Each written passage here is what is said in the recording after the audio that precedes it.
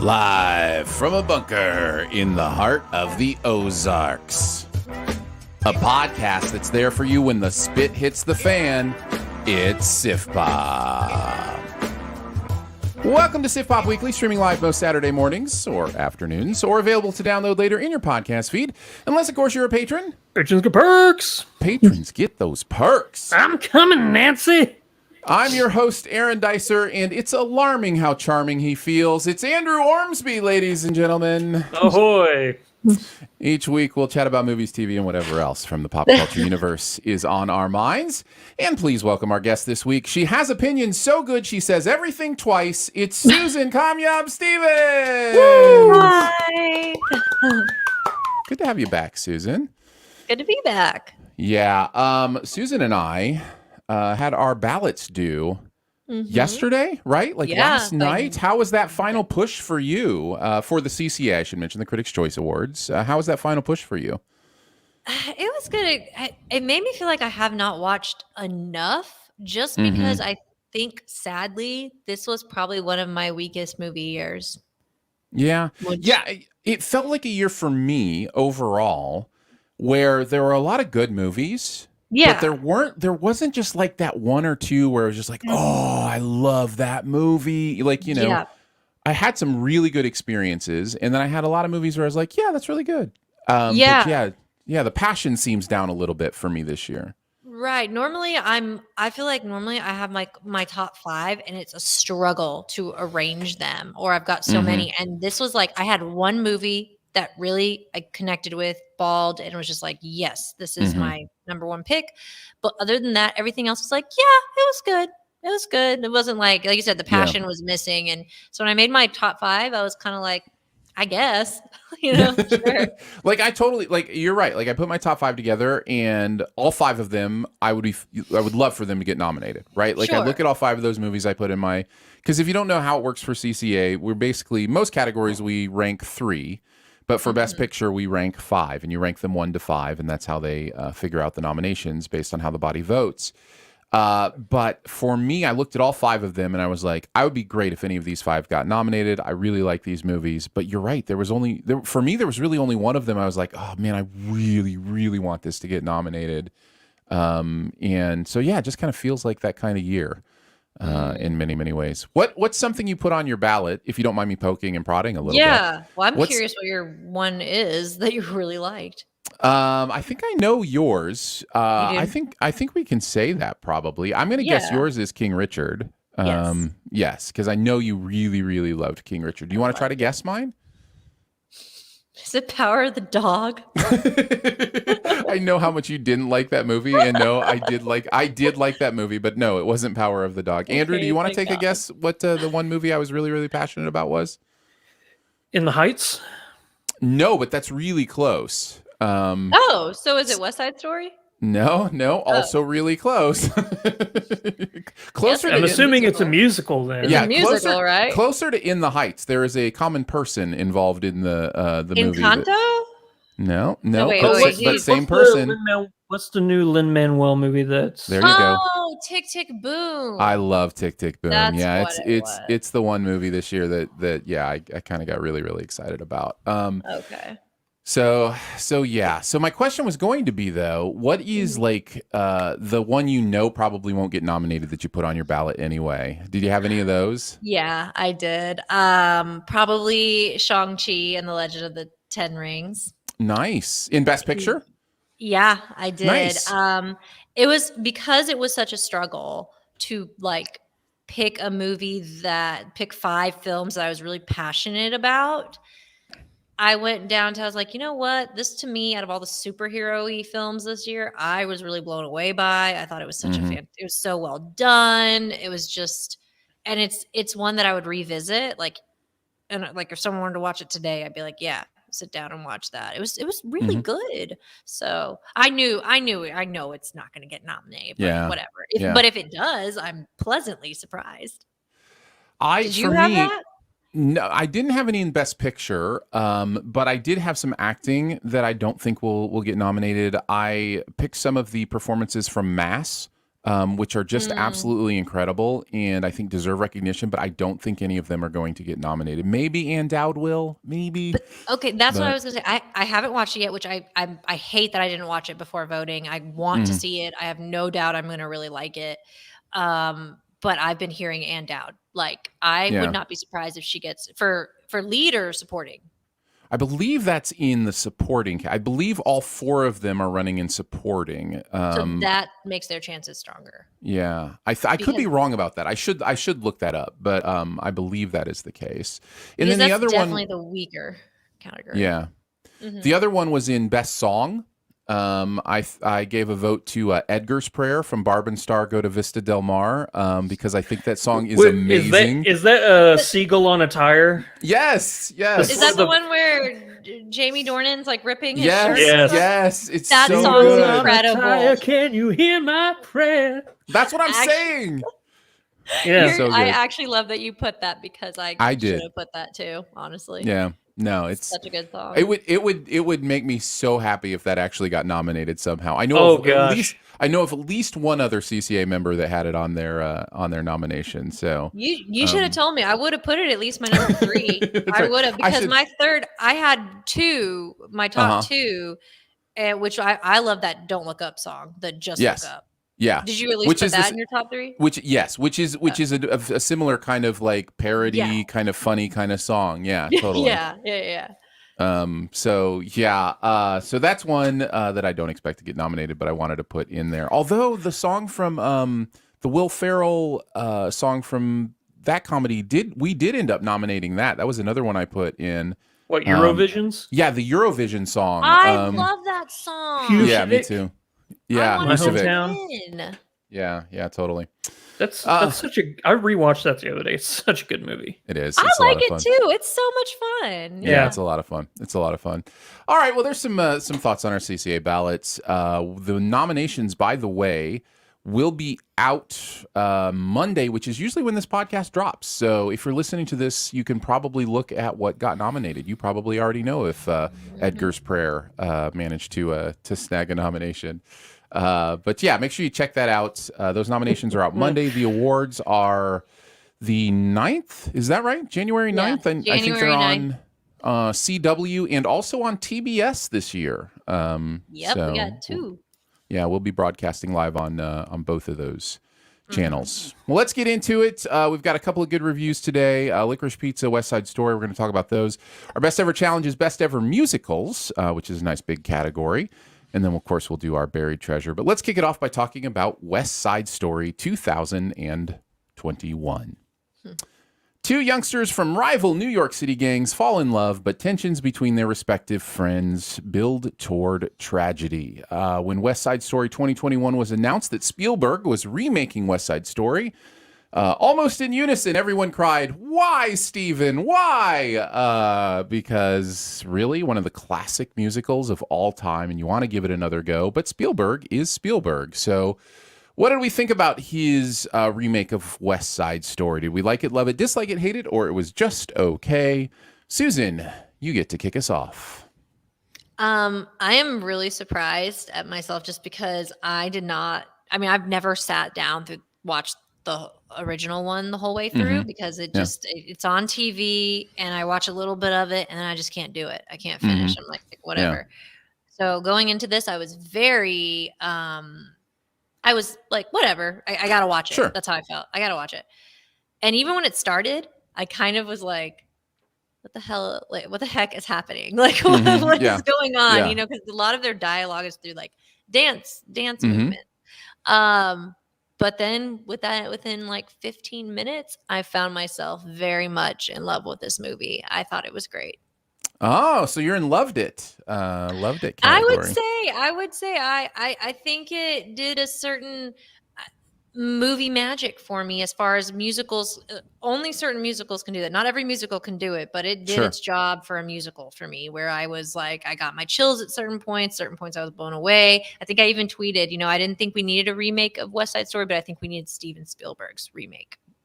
Yeah. Okay. Nice. Sounds like low side of loved it, you know, somewhere high side of liked it, somewhere in that range for you. Yeah, I'd say high side of liked it. Yeah, low side love. Yeah. Okay. Sounds good. Andrew, what about you? So a little bit of backstory on me before I give my little quick review of this.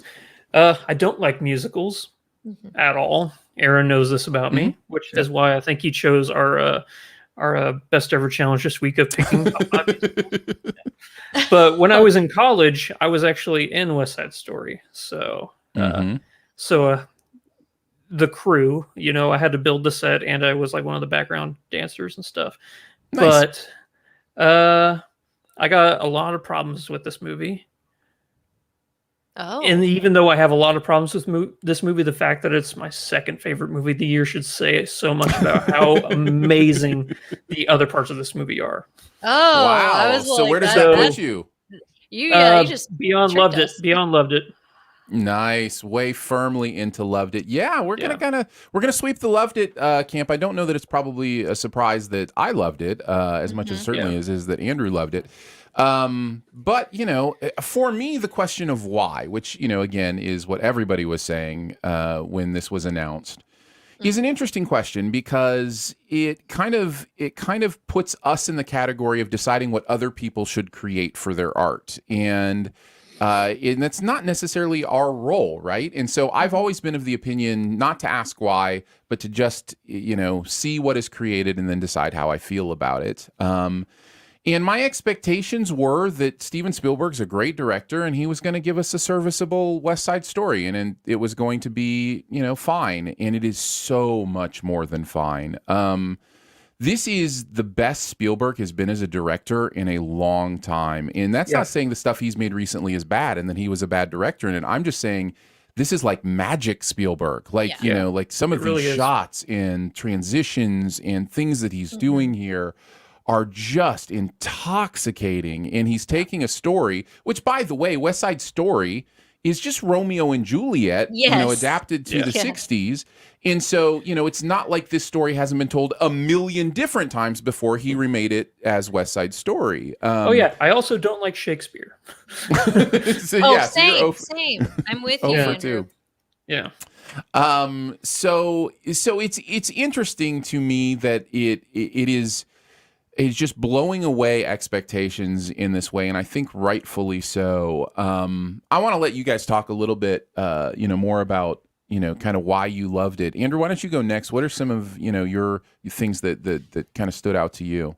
Well, I 100% agree that the reason why this film is so incredible is because Steven Spielberg, with this movie, cements himself as in the conversation of being the greatest. I mean, he's always been in that conversation, but this is just another nail right in there saying 50 years he's been making movies. It's insane. Years. Yeah. And you can tell when you see a movie like this, it's proof that his love of the craft has not diminished at all.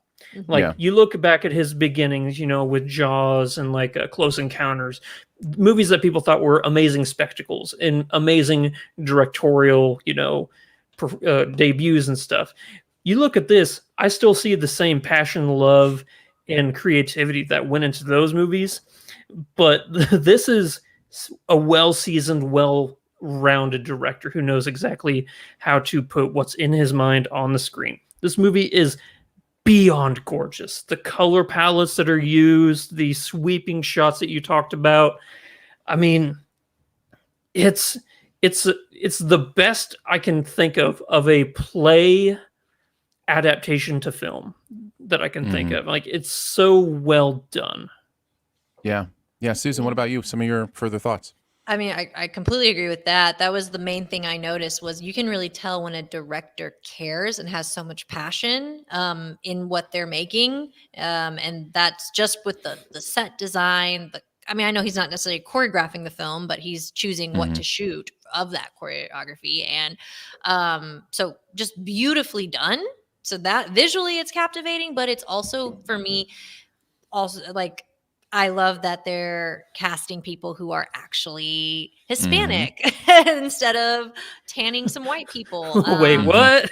"Quote unquote tanning." Yes. Yeah, whatever you want to call that. I think that's something that's a big deal. I mean, was Rita Moreno the only one who was actually a Hispanic woman, like, playing that? Like, and so even she was bronzed. Right, in she that was original bronzed. movie. Yeah, she was super bronzed. Yeah, and which I love seeing her in this one too, by the way. Yes, totally. and there is something very empowering about her scene. Well, I don't know if I should say it, but there's a scene that's, maybe I won't ruin it, but that was problematic to her in the original one that I saw in her recent documentary that she talks about. And so seeing what she does in this film to kind of rectify what she felt before is really, that's just, it's empowering. But that, and I just think that you can't help it, even though this is a message that's plain as day, simple. You'd say, like, don't treat people who are different from you like this, that it's still relevant today. That's what's just so crazy, is that we still need this message today. And so I just, in every way, it was, I guess we still need it. I used to always say I hated history class, because I'm like, why do we need to learn about history? But everyone will always say, so we're not doomed to repeat it. And now I'm like, I feel like I'm doing that with this film. Why do we need another West Side Story? Oh, well, no, we do. We do need this message repeated, and we need it correctly done. Not that the old one wasn't correct, but I don't know what the word is. Well, it hasn't aged well. It hasn't aged well. Like, it hasn't aged well. That's a huge part of this. And I think one of the answers to the question why that I think resonates is it did not appropriately understand or treat the Puerto Rican side of this with any kind of grace or respect or anything. In fact, you watch that original one, and not only are they casting white people to play Puerto Ricans, they're also emphasizing the Jets much more than the Sharks. And in fact, this one brings in a completely new prominent character to the Sharks side of things, and gives it a real purpose in the story. And I was really impressed with it. Reminded me in many ways, and this is a terrible example because I know a lot of people don't like this remake, but it did a lot of what Aladdin did. The new Aladdin did a lot of fixing of things. So yeah, absolutely, that's a great comparison. I agree. Yeah. So that part of it is really cool. I also wanted to talk about the casting. I think the casting is just pitch perfect in this movie. The only one I could maybe quibble a little bit is Ansel Elgort. I was going to say that. Yeah, he works, but he's the every other person in this cast, I'm like, they are perfect. Well, you can see, because the rest of the cast is like 1000% committed in their roles and just like giving it their all. He's like 100%. He's there, right? Yeah. But he's not given just as much as everybody else. Yeah. I want to say that it felt like whenever he was acting and stuff, he was great. But whenever it came time to sing, he was so focused on singing that he forgot he kind of had to, perform and act while he's singing at the same time. There's a little bit of that, yeah. I'll say this though: David Alvarez and Mike Feist, who played Riff and Bernardo, they were my two favorites. Riff and Bernardo are so good, so good. Yeah. Riff and Bernardo. That was what sold me on this being like just incredible. You feel the animosity there. It's it felt so genuine. Great, and I'll just great casting. I'll throw out Rachel Zegler, who I think is absolutely incredible as Maria. Ariana DeBose is those two astonishing as Anita. Just down the line, like even like the secondary Jets and Sharks, like they all felt realized. They felt perfectly cast. Even down to like Brian D'Arcy James as Officer Krupke. Like, there was a great Krupke. Yeah. It was a good Krupke. So yeah, I just felt like down the line the casting was really on point. What about other stuff? What else do you guys want to mention? I mean, I could honestly just go on forever about all the things I loved about this movie. I mean, I will say something I didn't realize because I haven't seen the original. I didn't realize how many songs I knew from the film. Yeah. I was like, it's like she classic singing, after classic. Yeah. I Feel Pretty. I was like, what? That's in this movie? Oh, that's what this is from. Yeah, I was like, I thought that movie was like way older than this movie. Like, I thought it was like, I don't know, but I mean, there's just so many. It's amazing how many songs that tells you something about West Side Story as a musical. How many songs people, if they don't know anything about it, I guarantee you'll recognize one song, if not two, already, because they are some timeless music in there.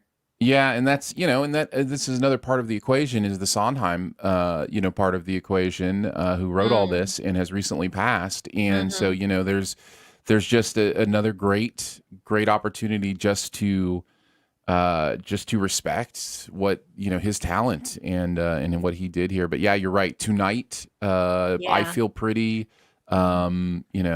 Maria, even like what's the One Hand One Heart? Like I've heard that at so many weddings, and I often forget it's from West Side Story. But yeah, it's quite a lineup of classic songs. And I will say too, even though we kind of riffed on Ansel a little bit, I did feel the chemistry between him and Rachel, and that was something else that I don't know what it is, but since I've been married, the way I used to view like romantic relationships in film is it's harder to get me with the butterflies and the chills. Like I used to be such a sucker for any romance, and now I'm like, let me see.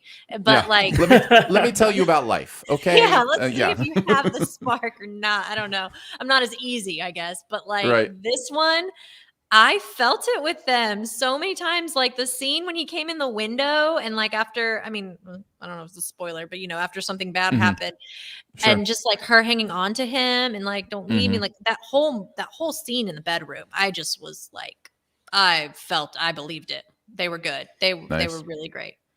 Nice. That is one of my negatives. I'll say that this is kind of leading into the premise of the love at first sight, what I would call the ridiculousness of it is basically the Shakespeare / Arthur Lawrence.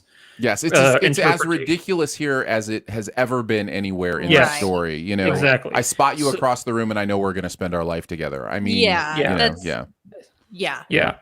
That's going to be my main issue with it, and also. My other issue with this movie is I think it's a little too long. I think that they could have cut out a couple of dance numbers, a couple of songs, and maybe that's just my dislike for musicals and stuff like that. Because I feel that they can ruin the flow. I mean, don't get me wrong. I love a lot of these dance numbers and some of these songs and stuff.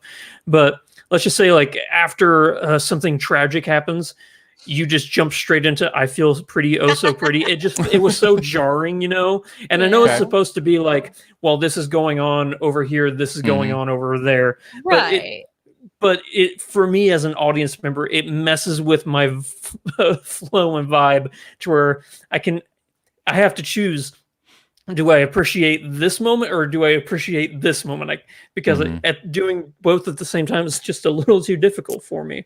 It is. I mean, it is something that Sondheim purposely did in this movie. In fact, there's one song that purposely plays with that dichotomy. Tonight purposefully plays with like, this romance is happening tonight. And then the other lines are, the Jets are going to do whatever tonight, there's, so it's purposely playing with, there's this beauty going on and this violence underneath. And, So yes, I get what you're saying, but it definitely is an intentional part. Intentional part of this story. Yeah, this is just my personal preference. Yeah. Why didn't they make my movie? Gosh, I will say the dancing in this is spectacular. It's interesting too, because if you watch the original, you will see a lot of nods to the original moves and some of the things they did in the 1961. But they've also really changed some of the choreography here in some, I think, beneficial ways. There's a real aggressiveness to a lot of the choreography here that is even more transgressive and violent than the original. And I think that's necessary, because what Spielberg is doing in many ways is making this a bit more honest, right? In a lot of ways. And so he's a bit more honest even about the violence of the story than the original is.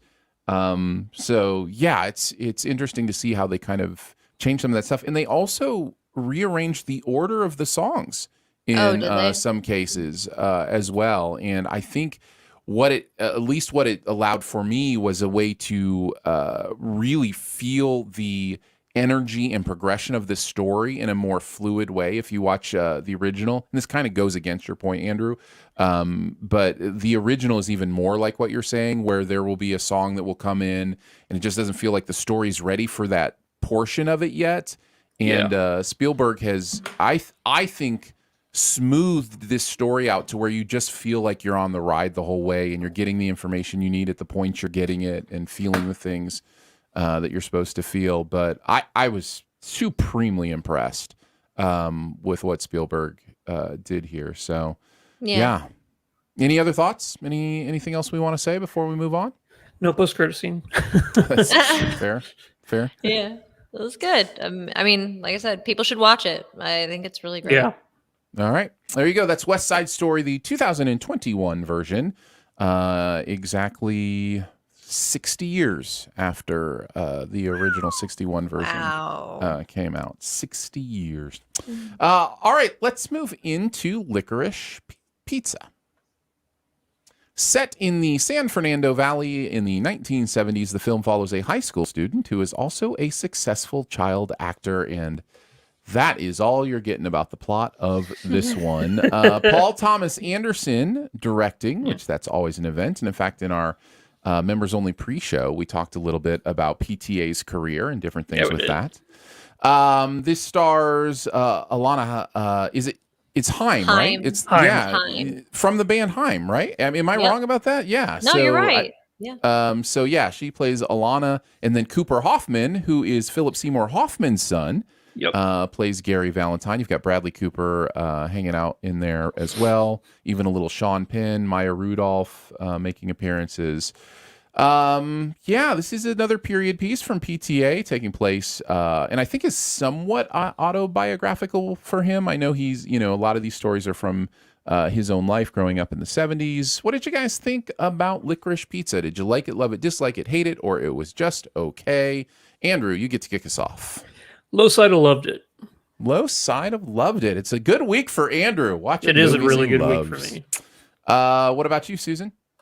I would say I high side of liked it. High side of liked it. I'm going to be the downer on this one. I'm on the low side of liked it, and I almost said the high side of okay, but I'm going to go ahead and give this a liked it. I think there's enough here on the positive side for me to go into the liked it camp. Sounds like Andrew, sounds like you liked it the most, loved it the most. Why don't you kick us off? What are some of your thoughts on Licorice Pizza? What I think PTA does better than any other director out there is he can set up an uncomfortable relationship between the leads in his movies. Like if you go through all of his movies, even Inherent Vice, Punch Drunk Love, every relationship between the main characters, it always feels on the edge of wrong. And I think this is the best example of this is a really awkward, weird relationship between our two leads. It's a fascinating look into the world of child actors or kids in Hollywood and what their life was like and what it potentially is like now. I don't know, but I just think that his ability to bring those kind of relationships onto the screen is just amazing. Yeah. Susan, what about you? What are some of your thoughts? Yeah. It was hard. I almost was where you lied, Aaron. I was closer to just liking it, but the biggest reason why I was higher side of like is because of Alana Haim. She is so phenomenal in this She's film. great. She's so good in this movie. Yeah. I cannot get over how good she is. Like, as I was watching the movie, it is very long and it feels long. And that is one thing that if this movie was an hour and a half, I might have been on more of the love it camp, but it, like, that last hour, I really feel.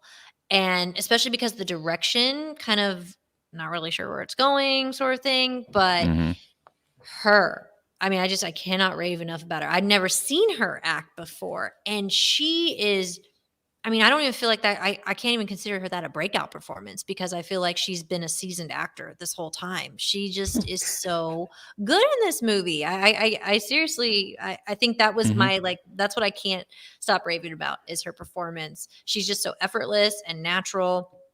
And there's a lot of things there that the relationship is weird to me, but I've let it go because if you're kind of looking at it from all the men that she has that she encounters throughout the film that are of her age or older than her, they are such scum. And it's very interesting to see how that makes like Gary look like a better, like you can understand. And it makes you understand the attraction there. It makes you in the relationship. Sure. Oh, sure. Yeah. No, so it just makes you believe in the you a little relationship. bit. We just lost you a little bit. So you're good now, though. I think you're good now. Well, that's fine.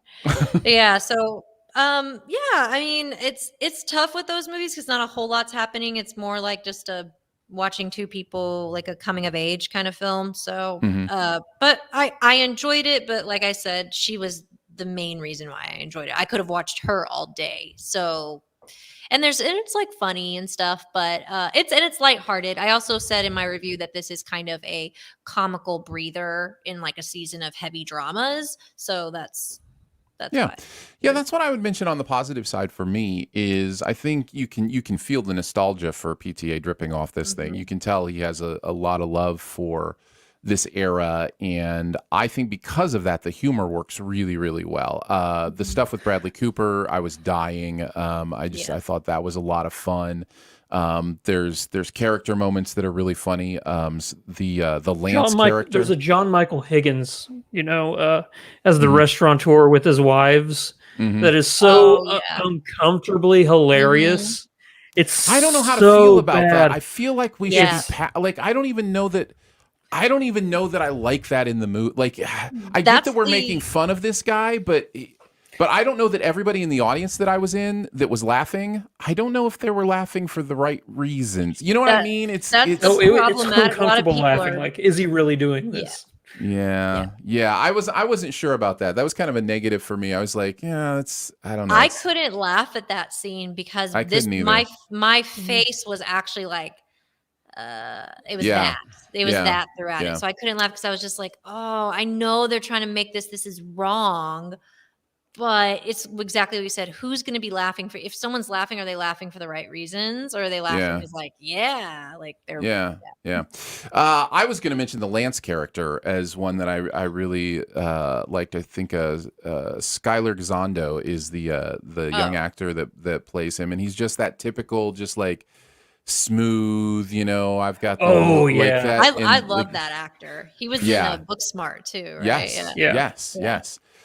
In the whole scene where he has her over to meet his Jewish family, and oh man, it's so great. And so the movie does have those moments, and I did love it for those moments. I will transition us because you've both mentioned it, and it is my main negative of the movie. I could not get over the fact that she was 25 and he was 15. I could not let it go. And it was. Here's the thing. I'm not going to completely play the reverse the genders and how do you feel game. I think it's valid to mention, but there are differences in power dynamics when it comes to men and women that does make it different.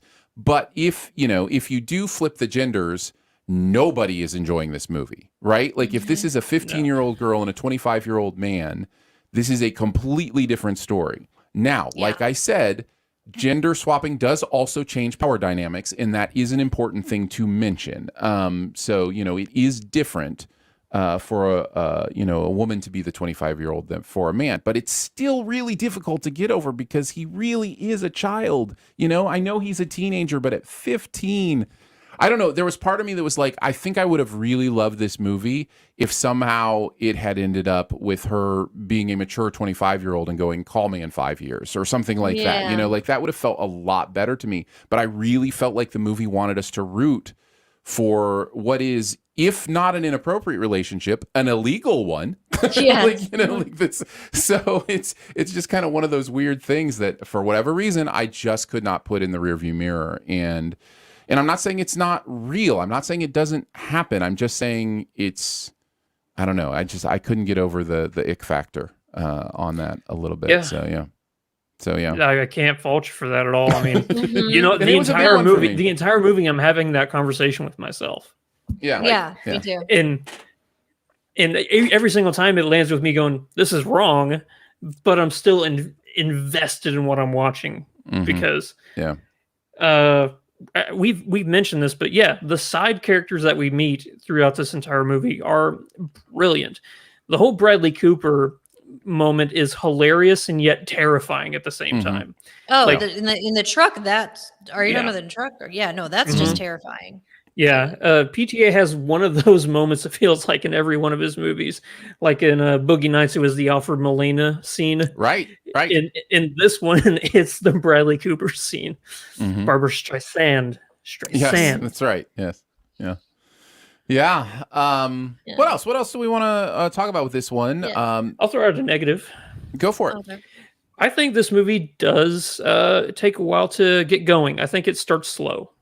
And I think that if you're not really a fan, like if you're not invested either by the actors, like loving the actors previously, or the director, then this could be a struggle to stay focused with to get to the good stuff. I think that's why the saving grace is Alana Haim, because if they didn't have her, I don't know if I would have liked the movie. To your point, Aaron, with the age, yes, I really was struggling with that the whole time, except for the fact that her character is so immature. Her mentality is a 15-year-old. She is a brat. She's temperamental. She's just like nowhere. Like when they said she was 25, I was shocked because I actually thought, just not even the way she looks, but the way she behaves is very teenager. Yeah. So I think that was something that, if you want to go with like age is just a number, then you could use that logic. I'm not saying it's okay in real life. In real life, even a woman dating a 25-year-old dating a 15-year-old is questionable. So, there have certainly been teachers who have dated male students that are in jail because, and they were 22, 23, but they, it's just, and there's a different dynamic there too with power, authority and that kind of stuff. But yeah, Aaron making excuses for it over here. I'm not trying to make excuses. I'm just saying. But yeah, I think at the end of the day, it's just something either you'll be able to put in your rearview mirror, and it's a type of suspension of disbelief, right? It's the same muscle that you use to suspend disbelief in different ways that you also use to go, okay, I'm just watching a story here. Just tell me about these characters. But it's much harder when it starts to wade into moral grounds, and then it's harder for me to suspend disbelief in some of those ways. But we haven't really talked a lot about Cooper. How did we feel about Cooper Hoffman doing his thing? Oh, I thought you meant Bradley Cooper. Yeah, Cooper Hoffman's great. He's great. Yeah, I thought so too. I thought so too. I'm excited to see if he kind of wants to kind of walk in his dad's footsteps. I think that'll be interesting. Like comedy, I know he did drama too, but still. Yeah.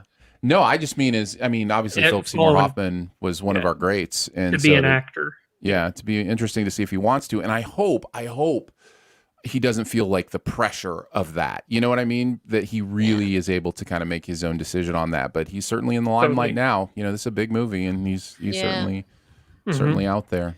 So it's a good way to announce yourself to the world. In a PTA movie, that'll work. That'll work. Any other thoughts on Licorice Pizza? No post-credit scene. No post-credit scene. No, not really. My final thought is it's a terrible title. I don't understand the title. It sounds disgusting. I hate it. Actually, I was really annoyed there was no pizza in the movie. I was really bothered by that. Or licorice. Or licorice. No licorice or pizza. And lots of water beds, but no licorice or pizza. I really wanted to see a pizza in that movie. I really did. It is. My understanding is it's based on a record store that PTA used to go to in the 70s that was called Licorice Pizza. Well, then have the record store in the movie. That's all I'm saying. That's all I'm saying. It's just a weird, dumb title, in my opinion. Yeah. But, did you guys ever have waterbeds growing up? Oh, yes. Yeah. Not my parents, but a friend of mine her parents had a waterbed, and I loved it. I was like, woo. I slept on a waterbed all through high school. So, yeah, it's probably the reason my neck is as jacked up as it is. Yeah, I was gonna say it's probably the reason my back is as bad as it is. Yeah, it's terrible for your back. Like, did it ever pop? Well, it's not good for you at all. Pop your bed? I have a waterbed story. I shall tell it to you now. Yay! I woke up one morning after sleeping in my waterbed. This was the last night I ever slept in my waterbed. Why? I woke up and realized that my shirt was soaking wet. And I was like, okay, what is going on here? Got out of bed, stripped the sheets. There was a pool of water. Like in the middle of this waterbed, there was like a lake, a reservoir, if you will, of just standing water. And I was like, what happened here? And so we kind of got some buckets and emptied it out. Apparently, it had been the water level was too low or something. And the way I had slept that night had put my exact weight in a way that it touched the top to the bottom of the waterbed, right where the heater was. And it had melted the whatever it is, it's not plastic, whatever they say it in the movie, whatever. It's like made of oil, Aaron. It's oil, whatever. Yes, exactly. Had melted it to the bottom in a way, and while that was happening, water escaped. But it had sealed it off the top all the way down to the bottom, and then just left the pool of water there. So it's a good thing the water didn't hit any of the electrics, That's what I was thinking. And also why I've never slept in a waterbed since then. We still have that frame, by the way. We still have my high school waterbed frame. One of my children is using it at college right now. So, yeah. Well, that's nice. Wow. The waterbed frame fit in a college dorm? Yeah. Yes. Yeah. College dorms have come a long way since I was in college. I think that's where it's at. I may be wrong. Now that you mentioned that, it can't be at a college with him. It must be one of my other boys must have it. But anyways, that was my waterbed story. So I think everybody has a story that ends with it popped. Yes. Yeah. Exactly. Yeah. All right. We will move on. Before we get to the best ever challenge, just a reminder that this podcast, as well as the website sifpop.com, is supported by amazing Sif Pop members who enjoy the content and want to keep it going. If that describes you and you want to check it out, it starts at $3 a month. And there are different levels with different perks including things like your own dedicated podcast feed with no commercials, as well as a bonus episode every week. Like I mentioned, we talked about PTA movies in the bonus episode this week for Sif Pop members. And you can check all that out at Patreon, patreon.com/SifPop. You can set it up for $3 a month, $5 a month, $10 a month, whatever you think would help out, and we appreciate it. And obviously, no pressure. If you aren't in a place where you can support something like this, we are not pressuring you to do so. However, if you do enjoy the content and are in a place where you want to support, we really do appreciate it. Patreon.com/SiftPop is where you would check that out. All right, let's move on to our best ever challenge, best ever musicals, as requested by Andrew. Yes.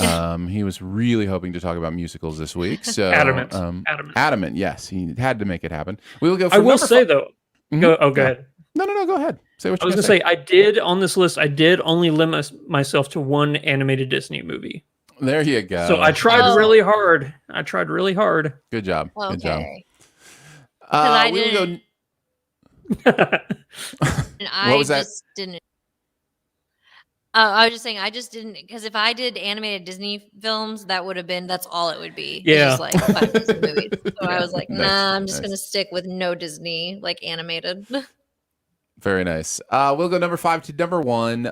As always, if you've got a movie higher than somebody else who mentions it, you can yell Trump, and we will wait until whoever has it highest to talk about it. So we'll start at number 5, and I'll go ahead and kick us off. Since we're talking about animated Disney musicals, this is where I had mine. I have Beauty and the Beast at number 5. Nice. I think this is, of the animated Disney musicals, my favorite. I think there is just a beauty to this animation and music that is absolutely stunning. It's just a beast of a movie, really. It's a beast of a movie. It's a beast movie.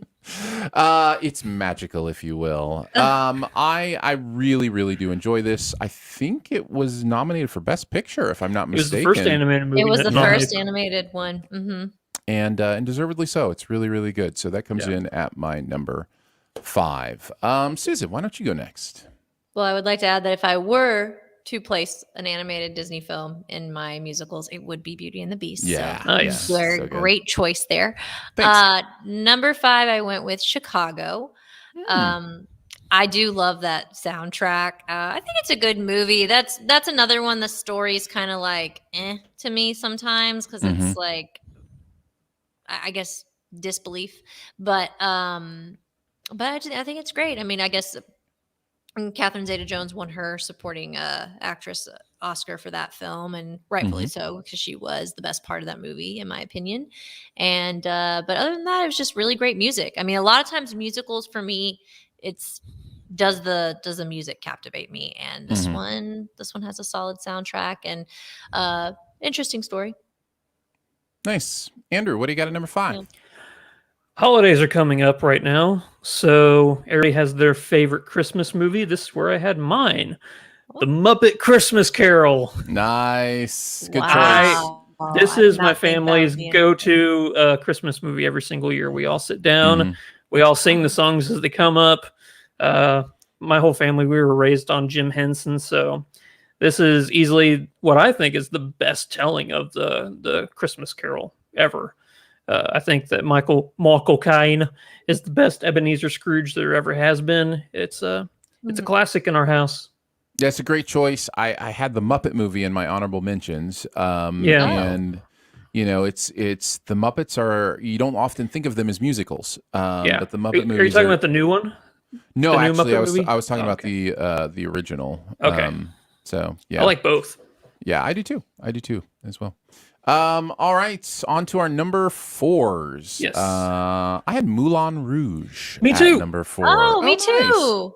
Wait, really? I We swear to all God. had Moulin Rouge at number 4. That's amazing. That's amazing.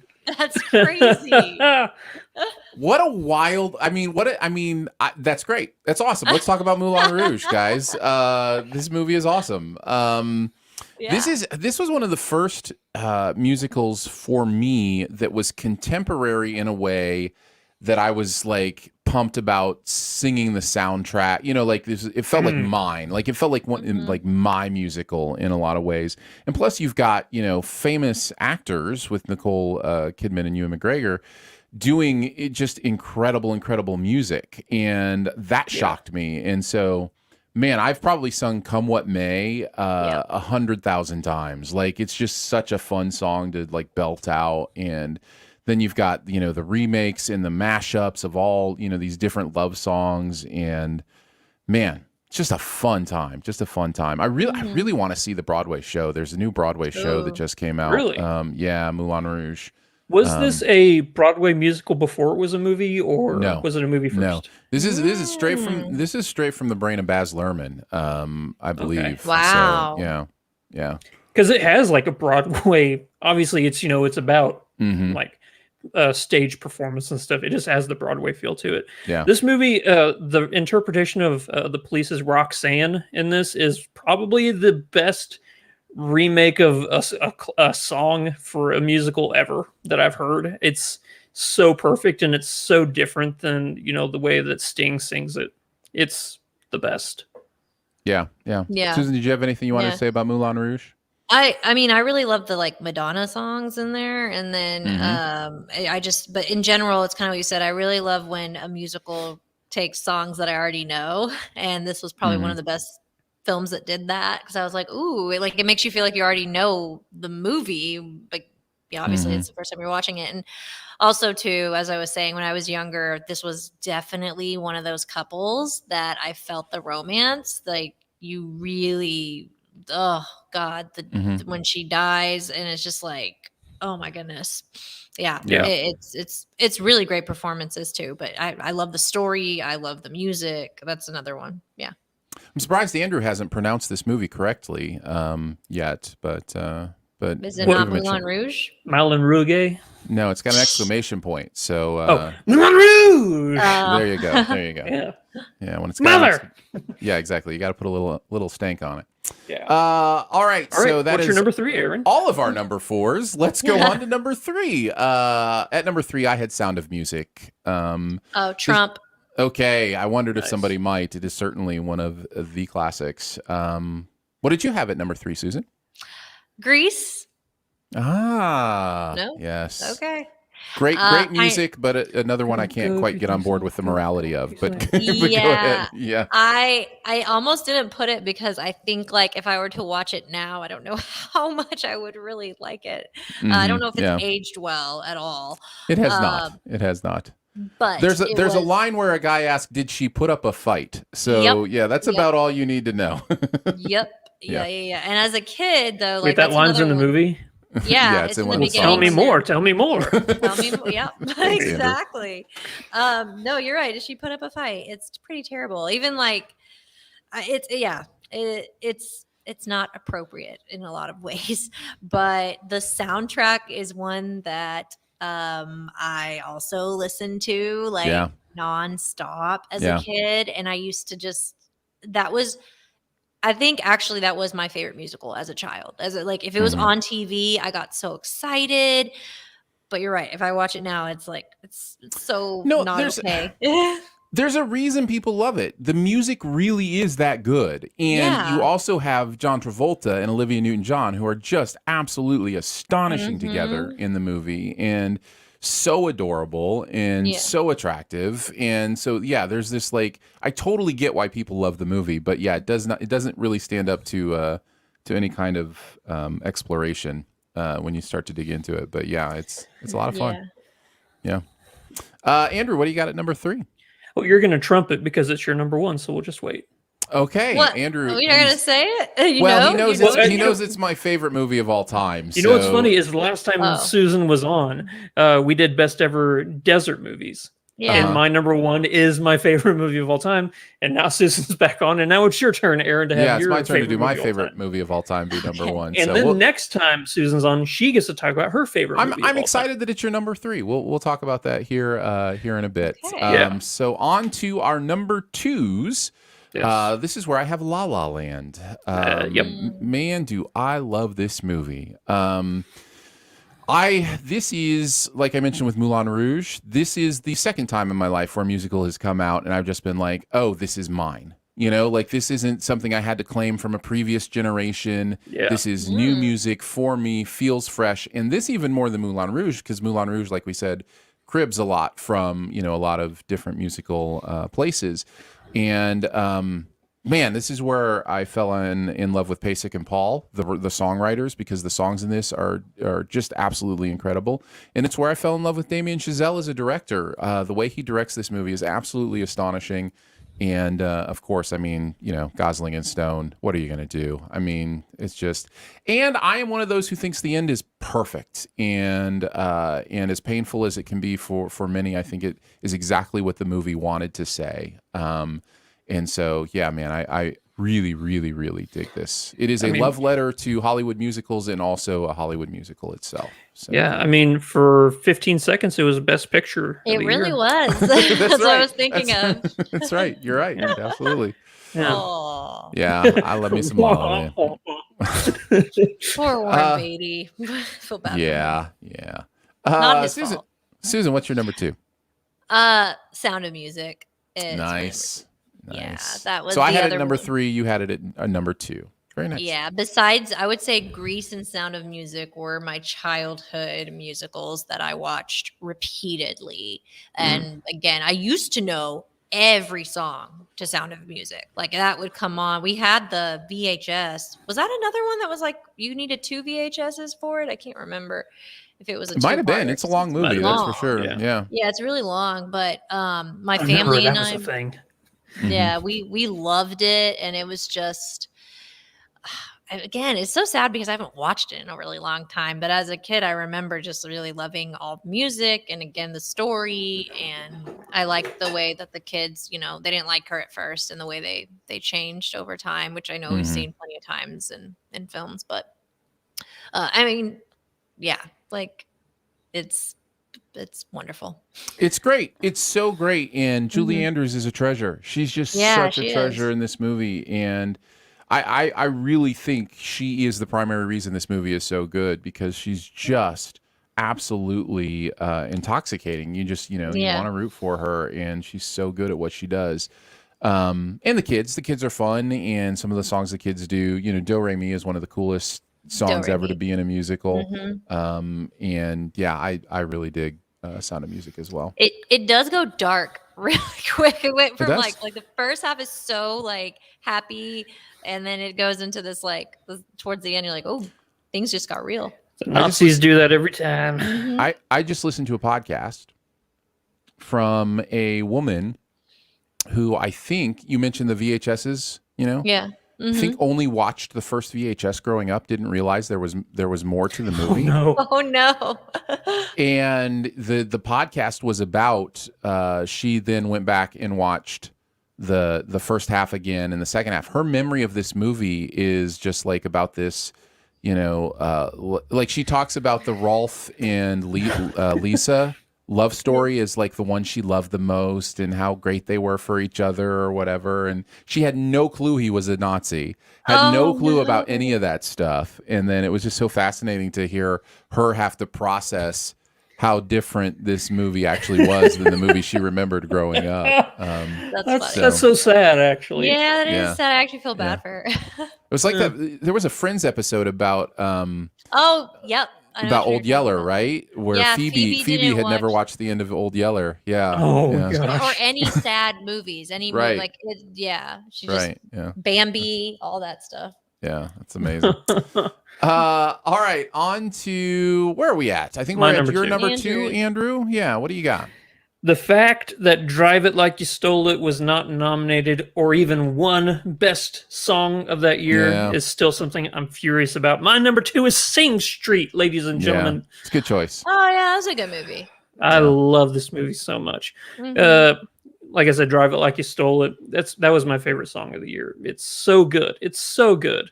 And I like movies like that. If it's a musical, I like movies like this, where the actual music itself is part of the story. It's not like a song and dance out of nowhere. No, it's he fell in love with music because of the introduction of certain bands from his brother and stuff. And you see his style change. Like he'll show up as like Maurice Gibbs, or he'll show up as Robert Stewart or Robert Smith, and or David Bowie. He just keeps changing his like a persona based on the newest artist that he comes across. It's just a very beautiful coming of age in a small Irish town movie. I love it so much. No, it's a great choice. Definitely in my honorable mentions. It's the music in it is so amazing that it feels like it was written in the 80s. Like it feels, it just feels so era specific, and it's really, really cool. Check out Sing Street if you haven't had a chance to do that. Yep. On to our number ones. This is where Andrew's number 3 becomes my number 1, and it is my favorite movie of all time, so it shouldn't be a surprise. Singing in the Rain is my number 1. Okay. Pure joy on screen. I love every second of this movie. Every number is a classic. The dancing is some of the most incredible dancing I've ever seen in movies. The singing is some of the most incredible singing I've ever seen in movies. The acting is some of the most incredible acting I've ever seen in movies. It's just a ton of fun to watch. I thought recently with all the remakes that have been happening, would anybody dare to try to do this again? And I just can't imagine you could. I don't know how you would even find three main actors to pull off what Debbie Reynolds, Gene Kelly, and Donald O'Connor do in this movie. So yeah, it's pretty. And I just heard the 4K. They're finally releasing it in 4K this year. Really? So yeah, that's going to be exciting. But yeah, Singing in the Rain is my number one. Nice. Susan, what is your number one? It's definitely one that's a little bit newer, but it's The Greatest Showman. Nice. The music is stellar. That movie. So Speaking of Pasek and Paul, they wrote all the music in this one too. So yeah. So freaking good. I watched that press screening, cried, was blown away, and then I immediately bought the soundtrack. Immediately. I was like, I need this soundtrack. And I could listen to it on repeat currently and not get tired of the music. I mean, the music is phenomenal, but I also, even though it's a story again that we've probably heard before, I'm always a sucker for stories about following your dream, your passion, and then you add in the element of people who are different from what's the norm, and just being accepted by society when you're different. And it's interesting. I had my friend watch it the first time, like with me just a few years ago. And the Zendaya and Zac Efron love story, like we were watching it and she was like, I don't understand what is the like big deal? Why would his parents care? She's more normal than the other people. And I had to be like, well, she's not white. And she was like, oh, I didn't even think about that being a thing. And it's just like, I don't know. It's just interesting and those. Yeah. No, that's good. That's good that you didn't think about that being a thing. But it is a thing. Yeah, unfortunately. My opinions on this movie are well known to our audience. I think the music you don't like it?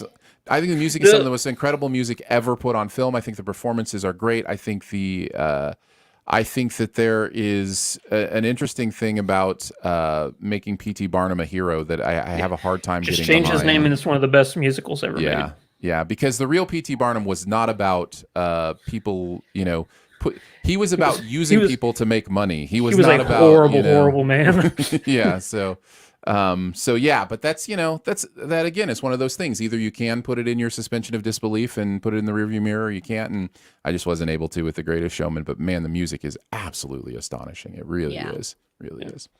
All right, Andrew, I think that brings us to you. What's your number one? Well, as we've stated before, I absolutely love Shakespeare. So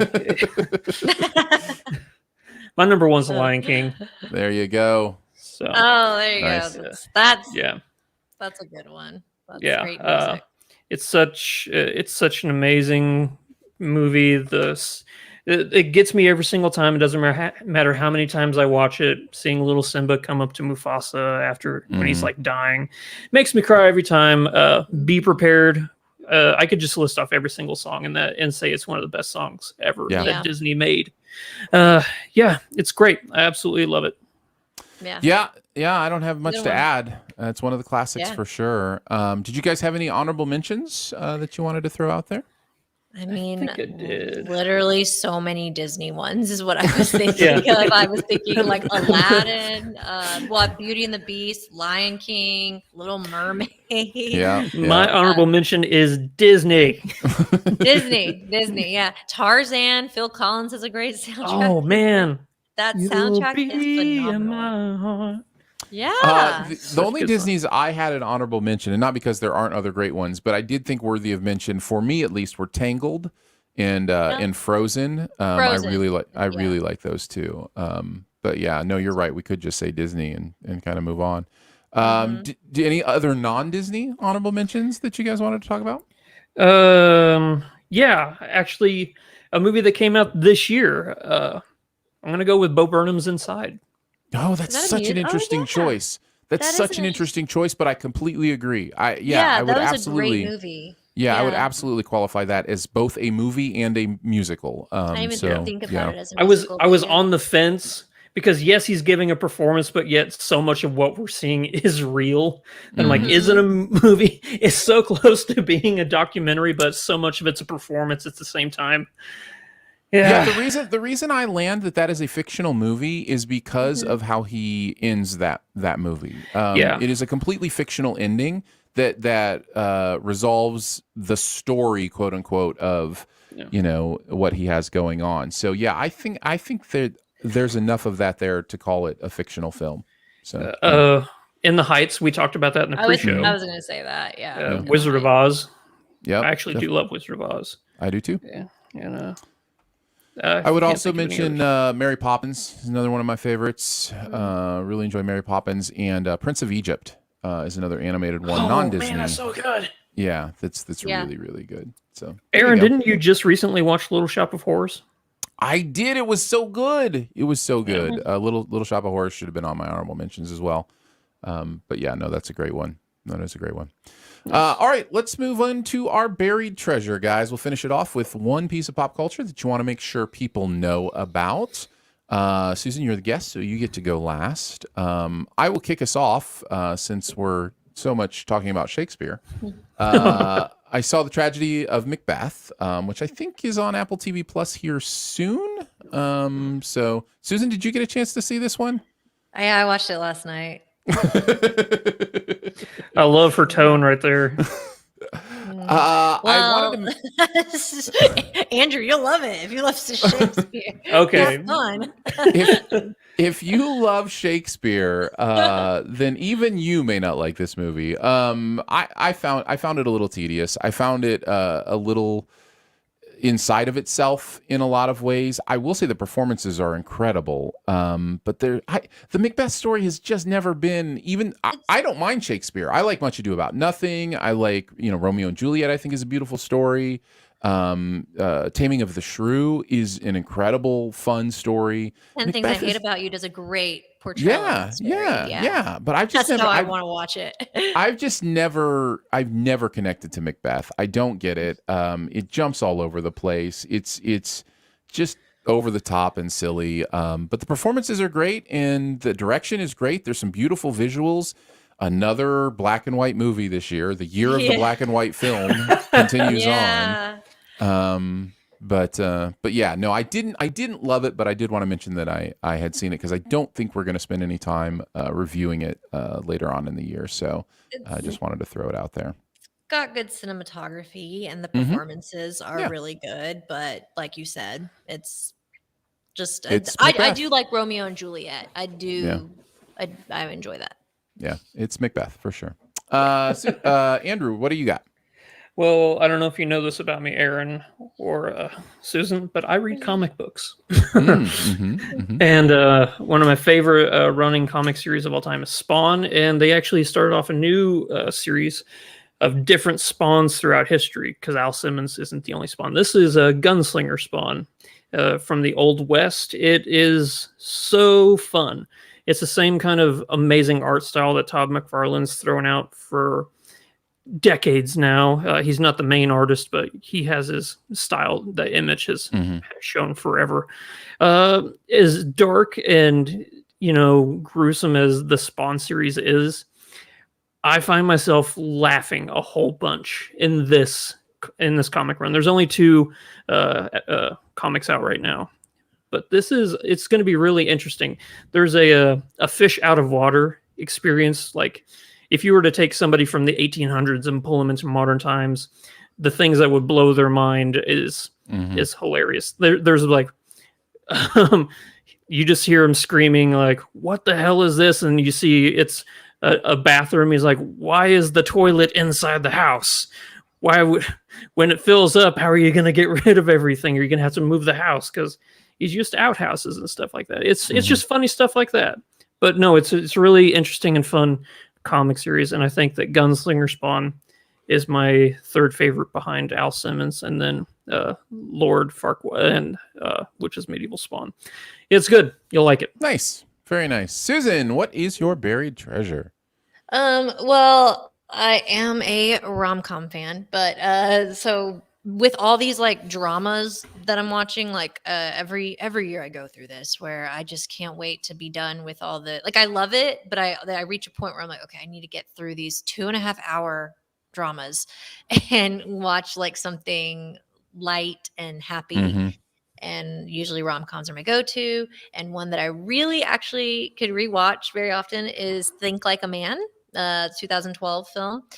Not the sequel. Avoid the sequel. It's terrible. But it is on Netflix right now. And if anybody just wants a lighthearted comedy, especially like when I was single. Yeah, when I was single, I thought this movie, I connected so much to Taraji P. Henson's character. So I don't know. I just think it's a lot of fun. And it's got such a wonderful cast. It's whatever. It's mindless and hilarious. So Michael Ealy's eyes are intoxicating. Yeah, his eyes are gorgeous. Oh right? My gosh. I also think Megan Good is beautiful. Like she is stunningly gorgeous. I'm changing my buried treasure to Michael Ealy's eyes. That is my buried treasure. Michael Ealy's eyes for this week. No, great choice. Think Like a Man. I've actually never seen this. So you encouraged me to put it on my watch list. It's a fun movie. Fun. It's just fun. Yeah. I could use a fun movie about right now. There's a lot. You could use a Michael Ealy's eyes movie right about now. I could use Michael Ealy's eyes in my life right now for sure. Yeah. So there you go. We have Think Like a Man, which is on Netflix. Gunslinger Spawn, which is he's right there. He's right there. That is available in comics, and The Tragedy of Macbeth will be available on Apple TV Plus. And Michael Ealy's eyes are in Michael Ealy's skull. Yes. Before we move on, Aaron, I just want to say one thing. The reason why I didn't have my my list of shame throughout the year. Oh yeah. I got the wrong movie. Spoiler: my next movie is going to be Before Sunset. That's going to be the next movie I saw, but I did them in the wrong order. Like I got Before Sunrise, which is the latest one. Right. That's the third one. Yeah, but I thought, okay, it's before sunset, before midnight, before sunrise. You know, I was thinking chronologically, you know, how the movie. So I'm like, okay, so before sunrise must be first. So I found that out this morning when I was going to watch it. So whoops. Nice. Very, very nice. I'll watch the right one before next time. Well, I'm excited to hear what you think about it. That'll be really good. Well, we did it, guys. We managed to do a podcast. Congratulations on your accomplishments. You all deserve a medal. Thank you so much for joining us today for Sif Pop. It is part of the Studio DNA Podcast Network. You can find out more about other shows on the network at studiodna.media or by searching Studio DNA in your podcast player. Huge thanks to Andrew for hanging out again today. Well, thank you, buddy. Yeah, of course. Big thanks to producer Phil for producing the audio and video show. Thanks, Phil. Thanks, Phil. And thank you to Drew for putting together the visuals for the video show. Oh, yeah, buddy. And thanks to Susan Kamyab Stevens for coming by again. Love having you on the show. Where do you want to send people? For having me. You guys can go to thischicksflix.com. I'm on Twitter with that handle, and I'm on Instagram. And nice. I would say Google me. That's how you find me. This Chicks Flicks, and that's an X on Chicks and an X on Flicks. So This Chicks Flicks is where you can find Susan and her work. And thank you, Susan, for hanging out with us again today. Thank you, guys. Also much appreciated are our members of Sif Pop. That support starts at $3 a month, and you get access to bonus episodes at certain levels, all sorts of fun perks. You can check out those at patreon.com/SifPop. Lots of ways you can connect with us. Leave a comment, a rating, or a review at Apple Podcasts or wherever you listen. You can also email us if you prefer, feedback@sifpop.com. And finally, if you're having a good time, your movie-loving friends will probably like this show too, so make sure you let them know about it and that listening is much easier than selling a waterbed in 2021. We will be back next week with much more. We are still in the heart of award season, so there's lots to talk about, and we will catch you guys then. We know what we're talking about next week. Yeah, we have a little guess of what we might be talking about. Just a little movie we might sling into at some point. I wonder what you're going to talk about. All right, we will catch you then. Bye.